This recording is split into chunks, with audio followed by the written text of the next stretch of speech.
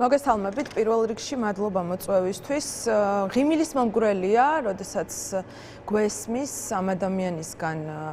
მოწოდება, რომ ჩვენ თურმე დებატები და დემოკრატია უნდა დაავაბრუნოთ, მაშინ როდესაც ავტორიტარული რეჟიმის ხელმძღვანელია,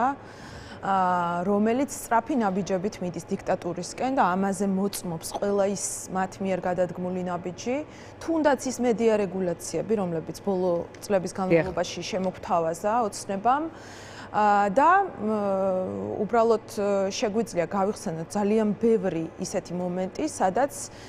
ისინი პასუხობენ მხოლოდ და მხოლოდ მათ მიერ კონტროლირებადი მედიის ჟურნალისტების მიერ დასმულ შეკითხვებს და გაურბიან კრიტიკული და ოპოზიციური მედიისგან დასმულ შეკითხვებს, რაც შეეხება დებატებს და დებატების ხელოვნების შესახებ რომ გვიხსნის წესებს თუ რამდენად მნიშვნელოვანია დებატები, ესეც ღიმილის მომგვრელია, იმიტომ რომ ამ ადამიანებმა სცადეს რომ გაექროთ განსხვავებული აზრი, სცადეს რომ გაექროთ თავისუფალი აზრი ჩვენს ქვეყანაში და ამ ვითარებაში გვესაუბრებიან დებატებზე, ესეც მორიგი ტყუილი არის, ესეც მორიგი სპექტაკლია მათ. ხო, აი ეძახეთ სპექტაკლი ახლა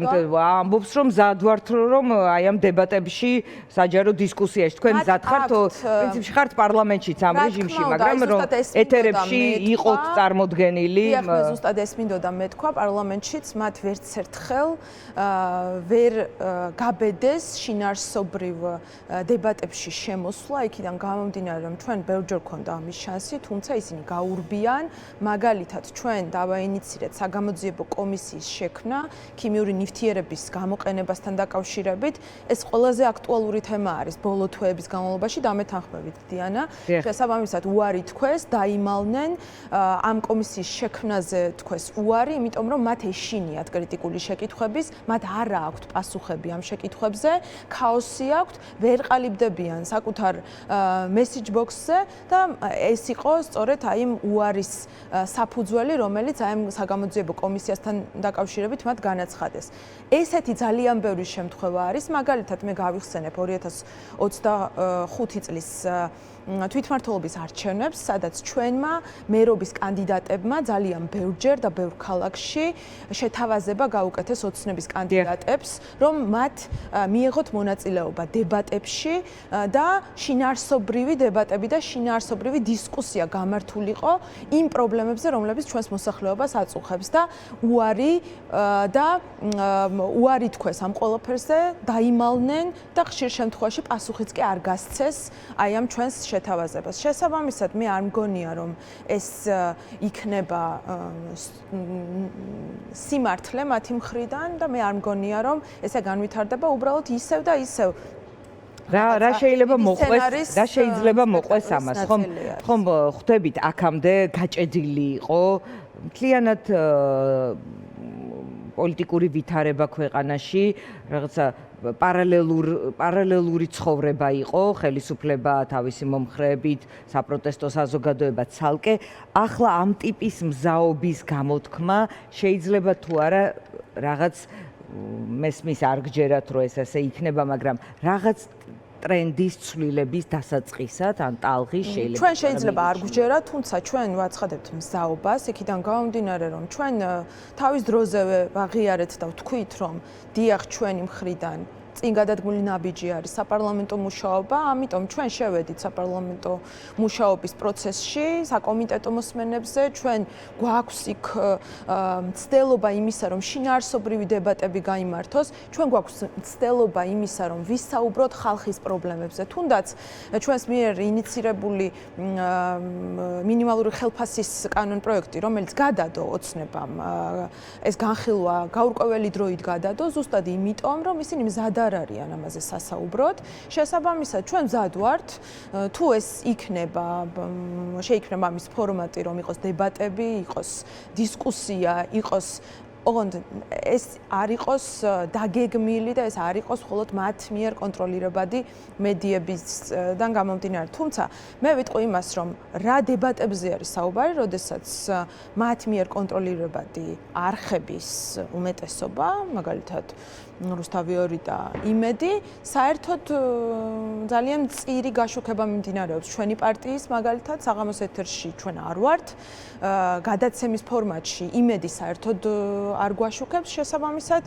მაშინ უნდა გავრცელდეს ეს ყველაფერი ყველა მედიაზე. უნდა გაიხსნას და შესაბამისად უნდა იყოს ეს დებატებიც წარმოდგენილი. კი ბატონო, მინდა კითხოთ, დღეს სააკაშვილის პროცესი იყო, ის საუბრობდა, რომ ყველა პარტიის გაერთიანება არის ერთადერთი შანსი. ამ წინადადებას რომ მოვწყდეთ ახლა, ისედაც პოლიტიკური პარტიების წარმომადგენლები ჩვენ ეთერებში ლაპარაკობენ იმის შესახებ, რომ რაღაც ტიპის კომუნიკაცია და კოორდინაციის პროცესია დაწყებული რაღაც ერთიანი ფრონტის შექმნაზე და ჩემს კითხვაზე, ვინ მოიაზრება კიდევ ვინ და რაღაც ჩამონათვალში თქვენი გუნდის დასახელებაზე, შევა თქვენც დიდათ არა ენთუზიაზმი არ გაქვთ, მაგრამ ჩემი მხრიდან ისინი ამბობენ, რომ ისინი არ მოიაზრებიან იმ ჩამონათვალში ვისთან ერთადაც რაღაც ერთიან ფრონტზე უნდა იყოს ლაპარაკი, იმიტომ რომ თქვენ შეხვედით პარლამენტში და რაღაც დიდი მკვეთრი წითელი ხაზია თქვენთან დაკავშირებით. თქვენ თავად როგორ უყურებთ ამ პროცესს? ჩვენი პოზიცია ცნობილია, მრავალჯერ ჩვენ ვისაუბრეთ ამაზე, ჩვენთვის წითელი ხაზია ნაციონალური მოძრაობა, ჩვენთვის წითელი ხაზი არის ნაციონალური მოძრაობის ნებისმიერი განშტოება, რომლებიც პირდაპირ ემსახურებიან რეჟიმის გაძლიერებას, აი ამ საკუთარი გადადგმული ნაბიჯებით, თუნდაც 4 ოქტომბრით, იმიტომ რომ ჩვენ ვთვლით, რომ ეს არის მათი პასუხისმგებლობა, ოცნების მიერ დაგეგმილი პროვოკაცია განახორციელა ნაციონალურმა მოძრაობამ, შესაბამისად ჩვენ არავითარი საერთო არ გვაქვს ამათთან და თქვენ ალბათ დამეთანხმებით, რომ ჩვენი ხალხი დაიღალა უკვე აი ამ ფსევდოერთობებით, აი ამ რაღაც ერთობლივი ხელმოწერებით, ამ დოკუმენტების ფრიალით, ასე ვთქვათ. რეალური ნაბიჯები ჭირდება ამ ყველაფერს, თანმიმდევრული და მყარი ბრძოლა ჭირდება ამ ყველაფერს და რეალური ბრძოლა იმისთვის, რომ ოცნების ამომრჩეველთა რაოდენობა შემცირდეს, იმიტომ რომ ზუსტად ეს არის საბოლოო ხსნა იმისგან, რომ ჩვენი ქვეყანა გავათავისუფლოთ ამ რეჟიმის მართლობისგან. შესაბამისად, ჩვენ არც განვიხილავთ ამ ერთობაში არავითარ ჩვენს მონაწილეობას. თავად პროცესს როგორ უყურებთ თქვენს მიღმა? იცით, ეს არის მათი საქმე, მათი პრეროგატივა, თუ ნაციონალური მოძრაობა და მისი განშტოებები საბოლოოდ გაერთიანდება და ერთიანად წარსდგებიან, ეს რა თქმა უნდა, შეიძლება უკეთესიც კი იყოს, იმიტომ რომ ჩვენ ვნახეთ 2024 წელს ლელოსთანაც რომ აქვთ ლაპარაკი, ლელო თქვენი პარტნიორი იყო ახლა 4 ოქტომბრის არჩევნებში, ეს თქვენთვის თუ ეს მოხდა, არ ვიცით. ლელოსთან ჩვენ გვქონდა ერთჯერადი პარტნიორობა, რომელიც ითვალისწინებდა თვითმმართველობის არჩევნების კონტექსტში ურთიერთობას, სხვა კონტექსტში ძალიან ბევრი განსხვავებები არის ჩვენსა და ლელოს შორის, ჩვენსა და სხვა ოპოზიციურ პარტიებს შორის და დოგმა არ არის, რომ რადგან ურთიერთთანამშრომლობა შევძელით ერთი მიზნისთვის, ერთ კონკრეტულ შემთხვევაში, მუდმივად უნდა ერთნაირად ვფიქრობდეთ, რა თქმა უნდა, განსხვავებები არსებობს, მათ თავისი გზა აქვთ არჩეული, ჩვენი გზა გვაქვს არჩეული, ჩვენ ვთვლით, რომ ჩვენი ბრძოლა არის ზუსტად იმ გზით, რომლითაც ჩვენ ვაცხადებთ და ჩვენ თავიდანვე ვამბობდით ამას, რომ მშვიდობიანი ფორმებით მხოლოდ და მხოლოდ პოლიტიკოსის ხელთ არსებული ინსტრუმენტებით ვიბრძოლებთ და კერძოდ გამოვიყენებთ ყველა ტრიბუნას იმისთვის, რომ დისკომფორტი შევუქმნათ რეჟიმს და ვცადოთ, დავანახოთ ქართულ მოსახლეობას, რას დაემსგავს საოცნება, დავანახოთ ის, რომ დღესდღეობით საქართველოს მომავლისთვის მთავარი წინაღობა არის ოცნება, ამ ყველაფერს ვაკეთებთ ჩვენ. კი ბატონო, ერთი წუთი დაგვრჩა, მინდა კითხოთ, პრინციპში ეს იყო მთავარი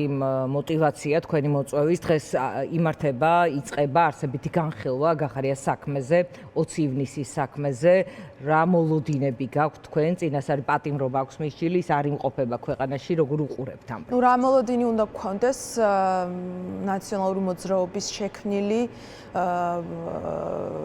სასამართლო კლანის, რომელსაც ხელმძღვანელობს მურუსიძე, აი ამ კლანის მართული სასამართლოსგან, რა თქმა უნდა, ეს იქნება დადგმული ისევ და ისევ სპექტაკლი. ეს კლანი სიცოცხლის უნარიანი აღმოჩნდა ოცნების დროს, მათ შორის გახარიას პრემიერების დროს. რა თქმა უნდა, ეს იყო აღმოჩნდა, თუმცა